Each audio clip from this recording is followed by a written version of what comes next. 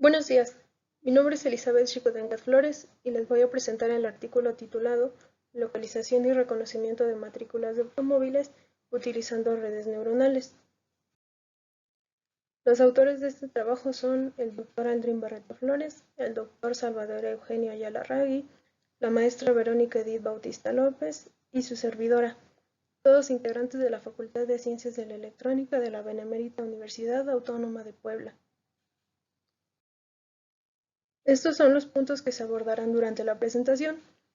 Partimos de una pequeña introducción sobre el tema, después daremos la descripción del método propuesto, continuamos con los resultados y finalmente mencionamos las conclusiones y el trabajo futuro.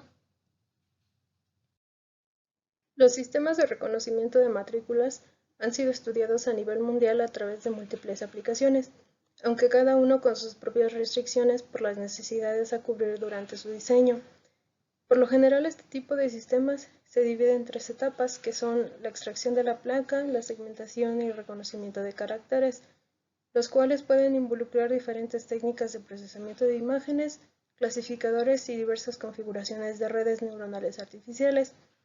Por esta razón, el desempeño final dependerá básicamente de tres aspectos: la tasa de reconocimiento que cada subproceso añade a la etapa anterior, la calidad de adquisición de las imágenes y el formato de las placas, siendo este último el principal motivo de que cada metodología sea independiente por la forma de abordar el problema. En la figura 1 se puede observar el objetivo de estos sistemas, que es obtener la cadena de caracteres. Este artículo propone un método de reconocimiento de placas vehiculares usando el modelo de intersección cortical con conexiones nulas para la localización de los caracteres y un perceptrón multicapa de una sola capa oculta para su clasificación por separado. En contraste a otros trabajos reportados, este algoritmo excluye el proceso de localización de la placa y el preprocesamiento de la imagen, permitiendo reducir el tiempo de procesamiento, además de aumentar la tasa de reconocimiento en imágenes donde los niveles de intensidad no son homogéneos. Este método consiste de dos etapas. El primero se enfoca en la localización y segmentación de los caracteres, utilizando el modelo de intersección cortical con conexiones nulas para binarizar la imagen de entrada y posteriormente realizar un filtrado de objetos para extraer la región de interés. Esta red neuronal es una variante simplificada de una red pulso-acoplada que se rige bajo estas tres ecuaciones que se muestran, las cuales se van iterando un determinado número de veces para generar diferentes salidas binarias y de n que dependen de un umbral dinámico e de n y un canal f de n influenciado por la intensidad de los píxeles que conforman la imagen original S para realizar las comparaciones. La información que este tipo de red emite puede ser analizada por la condición de activación continua de cada neurona, representada por la ecuación 4, con la cual nos aseguramos de que al final de todas las iteraciones cada neurona se active por lo menos una vez, logrando también restringir los tres parámetros de ajuste de la red, que son f, g y h, donde f es el factor de decaimiento de f de n, g la constante de decaimiento del umbral dinámico y h un potenciador de activación.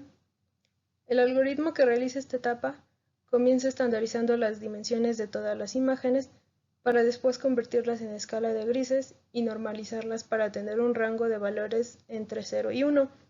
Después se inicializan las matrices Y, F y E en 0 con las dimensiones de la imagen en escala de grises y definimos las constantes de la red condicionadas por la ecuación 4 para sumar el resultado a la imagen normalizada.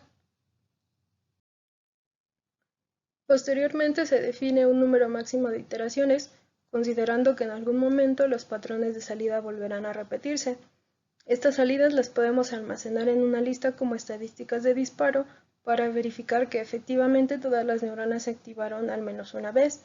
Al término de las n iteraciones, se aplica el operador unión a los pulsos obtenidos para generar una sola imagen de salida. En la figura 2 se muestra un ejemplo de este proceso de segmentación. Aquí podemos observar que con este algoritmo los dígitos de la matrícula son legibles a pesar de los reflejos y las sombras originadas por los cambios de iluminación. Para ubicar los caracteres dentro de la imagen resultante, se realizó una serie de filtrado de objetos, empleando la técnica de etiquetado de componentes conectados y cuadros delimitadores, utilizando como referencia características geométricas. En la figura 3 está representado este proceso. En el inciso B primero se elimina el área más grande correspondiente al vehículo. En el inciso C se delimitan las dimensiones y la relación de aspecto de los posibles candidatos. En el inciso D se aplica el operador dilatación para extraer los caracteres que pudieran haber sido descartados de la etapa anterior para después utilizar una máscara que selecciona la zona extraída en la imagen binaria original. Luego se filtraron nuevamente los objetos para eliminar los guiones entre caracteres y por fin aislar cada dígito y letra, utilizando una vez más el operador dilatación, pero con otra estructura de referencia. Por último, ingresamos los caracteres por separado a la red ICMNI para definir mejor sus bordes y facilitar el proceso de reconocimiento. La segunda etapa consta de un perceptrón multicapa para asignar una clase a cada carácter con los pesos ajustados que se obtienen del entrenamiento. Para la elección del número de neuronas ocultas, se realizaron diversas pruebas del algoritmo desarrollado en Python considerando la arquitectura de la figura 4, que tiene 900 neuronas en la primera capa correspondientes al total de píxeles de la imagen de entrada y 33 neuronas de salida que representan el número de clases posibles. Primero se convirtieron las imágenes a escala de grises, normalizando los valores entre 0 y 1. Después se revolvieron aleatoriamente el conjunto de muestras para destinar una quinta parte al set de validación, esto por el número de imágenes con las que se disponía.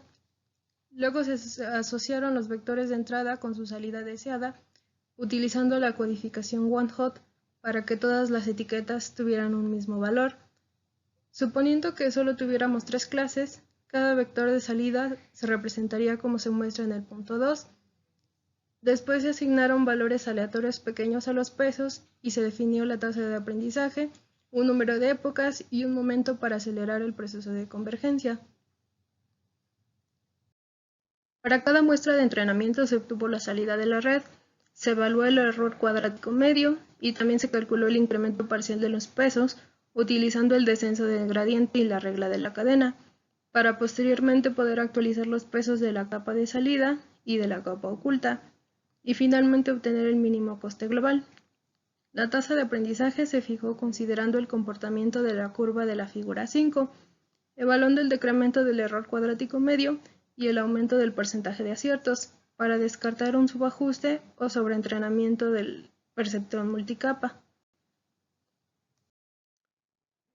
En virtud de la inexistencia de una base de datos con características mexicanas disponible al público, se crearon 2 conjuntos de datos, uno para probar la precisión del método y otro para el entrenamiento. El primero consta de 660 imágenes frontales y traseras de automóviles recopiladas de diversos sitios web compatibles con el formato asignado al estado de Puebla, y el segundo está formado de 6.600 ejemplos de caracteres binarios de 20 por 45 píxeles. En la figura 6 se muestran algunos ejemplos de este conjunto de entrenamiento. En él se incluyen los dígitos del 0 al 9 y las letras mayúsculas del alfabeto latino de la A a la Z, excluyendo las letras I, ñ, O y la Q. Esta tabla es un resumen de las pruebas de entrenamiento al cambiar los parámetros del MLP y el número de muestras con los que se disponía en ese momento.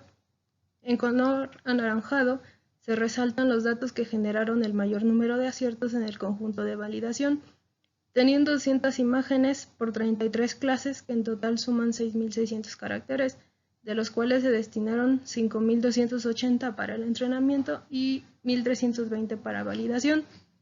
Las 2 horas que se reportan corresponden a la ejecución del script en el entorno de Spider en una PC con un procesador Intel i7 y 8 GB de memoria RAM.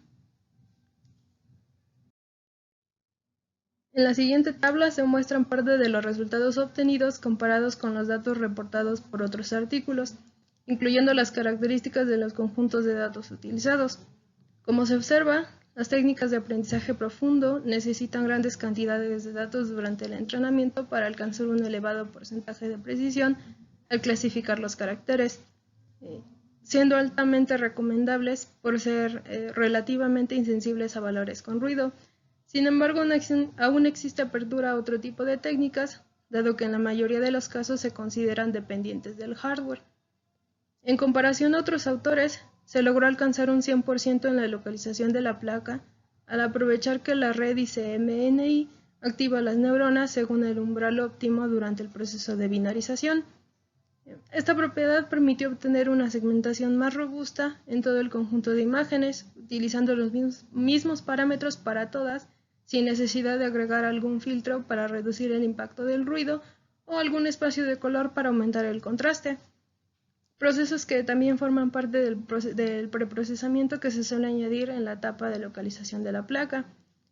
También se alcanzó un porcentaje de reconocimiento de caracteres cercano a las otras contribuciones, por lo que se infiere que este valor puede mejorar aumentando el número de ejemplos para entrenar el perceptrón multicapa. Como conclusiones tenemos que este método es útil en casos donde la localización de los caracteres se ve afectado por cierto tipo de sombras o por cambios bruscos de iluminación. Sin embargo, sigue siendo susceptible a la distancia de captura y la inclinación de la placa.